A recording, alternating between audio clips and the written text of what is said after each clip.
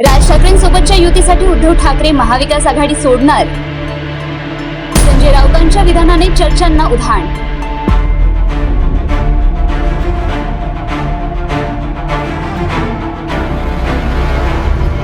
माजी मुख्यमंत्री आणि ठाकरे गटाचे प्रमुख उद्धव ठाकरे सध्या काँग्रेस आणि शरद पवारांच्या राष्ट्रवादी सोबत इंडिया आघाडीमध्ये आहेत. पण पहलगाम हल्ल्यावरून ठाकरे गटाचे खासदार संजय राऊत काँग्रेस आणि शरद पवारांवर टीका करत आहेत. आज तर संजय राऊतांनी शरद पवारांनी अमित शहांचा राजीनामा का मागितला नाही असा थेट सवाल केलाय. संजय राऊतांच्या या भूमिकेबद्दल राजकीय वर्तुळात आश्चर्य नाही, पण तर्कवितर्क सुरू आहेत.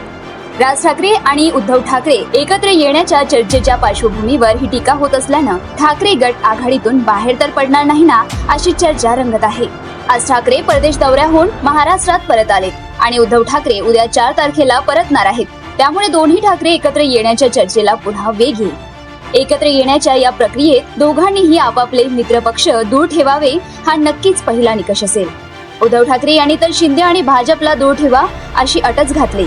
त्यामुळे उद्धव ठाकरेंनाही काँग्रेस आणि शरद पवारांचा त्याग करावा लागेल. संजय राऊतांची गेल्या 2 दिवसातली काँग्रेस आणि पवारांवरची टीका ही या त्यागाची सुरुवात तर नाही ना, असा कयास बांधला जातोय. ठाकरे बंधूंच्या एकत्र येण्यावर शरद पवारांची पहिली प्रतिक्रिया काय म्हणाले?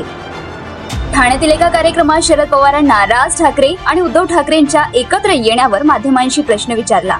यावर उद्धव ठाकरे आणि राज ठाकरे एकत्र येत असतील तर चांगलेच आहे, अशी प्रतिक्रिया शरद पवारांनी दिली. घाई करू नका, थोडी वाट पहा, देवेंद्र फडणवीस यांचे वक्तव्य. राज ठाकरे आणि उद्धव ठाकरे हे दोन्ही बंधू एकत्र येणार असल्याची चर्चा आहे. त्यावर प्रश्न विचारला असता मुख्यमंत्री देवेंद्र फडणवीस म्हणाले की कोणीही मतभेद विसरून एकत्र येत असतील तर त्यात काही वाईट नाही. दोघे एकत्र आले तर आम्हाला आनंदच आहे, पण या चर्चा माध्यमांमध्ये आहेत. घाई करू नका, थोडी वाट पहा. जर तुम्ही अजूनही YouTube चॅनलला सबस्क्राईब केलं नसेल तर ते लगेच सबस्क्राईब करा.